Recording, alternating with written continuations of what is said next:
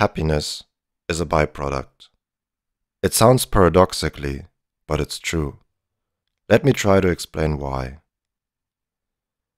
Franz Kafka was overwhelmed by the endless bureaucratic work he had to do for the insurance company he worked at. He called his job bread work since he only did it to survive. When Kafka had time for himself, he escaped his life not in leisure, but work. This time, however, the work was not alienating, lifeless, and uninspiring. Kafka did what he actually wanted to do: write. His famous short story, The Judgment, was written during one sitting. Kafka lost himself in the process and wrote on it all night. He later stated in a letter, "This story, The Judgment, I wrote at one sitting during the night of the 22nd to 23rd, from 10 o'clock at night to 6 o'clock in the morning. I was hardly able to pull my legs out from under the desk. They had got so stiff from sitting. The fearful strain and joy, how the story developed before me, as if I were advancing over water. How everything can be said, how for everything, for the strangest fancies, there waits a great fire in which they perish and rise up again. Only in this way can writing be done, only with such coherence, with such a complete opening of the body and the soul." Have you ever had such an experience? I've had. I'm a musician, and when I record music, I oftentimes lose myself in the moment. There are no thoughts of things in the past I regret or things about the future that worry me. There is no time. There is only the joy I feel when I create. Therefore, Kafka's description of his almost spiritual experience resonates with me a lot. In another letter he wrote, "Each of us has his own way of emerging from the underworld.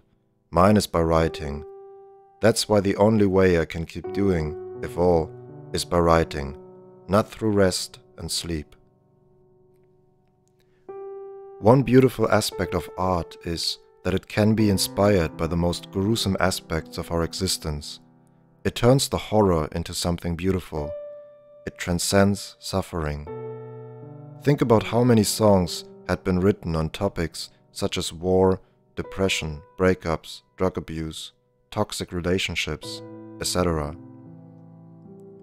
Or think about the world's greatest pieces of literature. Most of them tell stories about incredible suffering. A couple of years ago, I read John Steinbeck's The Grapes of Wrath.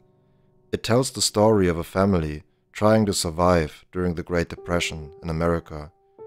It ends with, spoiler alert, a great display of humanity. A woman who previously has had a miscarriage tries to save an old man's life by breastfeeding him. It might sound bizarre, and Louis C.K.'s bit about it is hilarious, but after pages and pages of misery and death, this ending, portraying a humanity that remained untouched, is greatly moving. Not all of you want to become artists, I know, but all of you have this one thing that you are burning for, this one passion. The German word for passion is Leidenschaft. It consists of the word Leiden, which means suffering, and the word Schaffen, which can either mean work, to create, or to accomplish.